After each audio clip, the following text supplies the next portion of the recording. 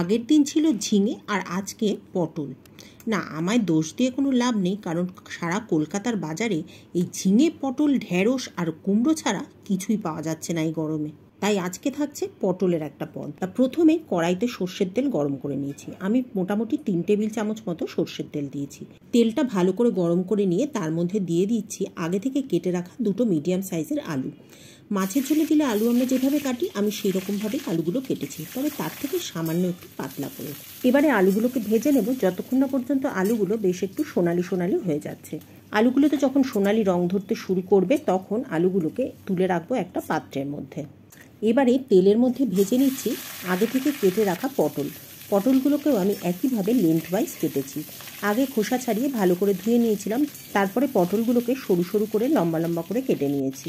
আমি এখানে 300 গ্রাম মতো পটলের ব্যবহার করেছি। পটলগুলো যখন বেশ ভালো করে ভাজা হয়ে যাবে তখন পটলগুলোকেও তুলে রাখবো একই পাত্রের মধ্যে। চ্যানেলে আরও নানা রকম নিরামিষ পদের রেসিপি দেওয়া আছে, লিঙ্ক পেয়ে যাবেন ডেসক্রিপশন বক্সে। নিয়েছি একটা পেঁয়াজ, যেটা আমি স্লাইস করে কেটে নিয়েছি। সাথে নিয়েছি গোটা 6 কাঁচা লঙ্কা, যেটা আমি মাঝখান থেকে চিড়ে নিয়েছি। আর নিয়েছি 1 চামচের 4 ভাগের 1 ভাগ কালো জিরে। এবারে অবশিষ্ট তেলের মধ্যে কালো জিরেটা ফোড়ন দেবো। সাথে দেবো 3-4টে চেরা কাঁচা লঙ্কা। আমি যে কটা কাঁচা লঙ্কা চিড়ে রেখেছিলাম তার পুরোটা ব্যবহার করিনি, কিছুটা রেখে বাকি 3-4টে মতো ফোড়ন দিয়েছি। কালো জিরার কাঁচা লঙ্কাটা কিছুক্ষণ ভেজে নেওয়ার পর তারপরে আগে থেকে কেটে রাখা পেঁয়াজটাও এর মধ্যে দিয়ে দিচ্ছি। দিয়ে এবার একদম লো ফ্লেমে পেঁয়াজটাকে ভালো করে ভেজে নিচ্ছি।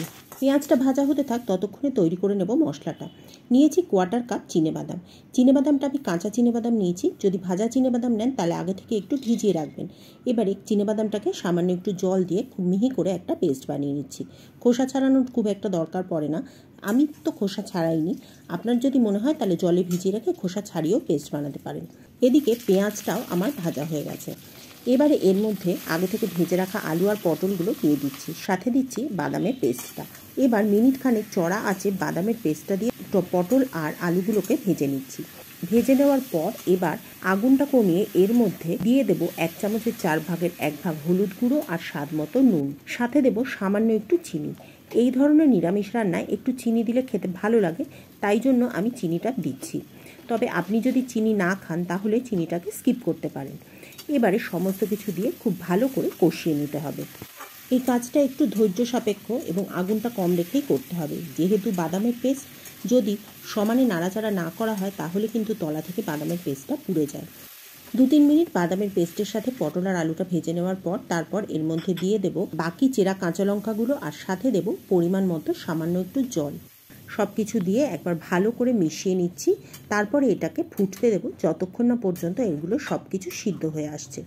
এখানে চাপা দেওয়ার খুব একটা দরকার আমার হয়নি, তবে আপনি দেখে নেবেন যদি আলু মনে হয় যে চাপা দিয়ে সিদ্ধ করতে হবে তাহলে চাপা দেবেন। আমি চাপা দিইনি।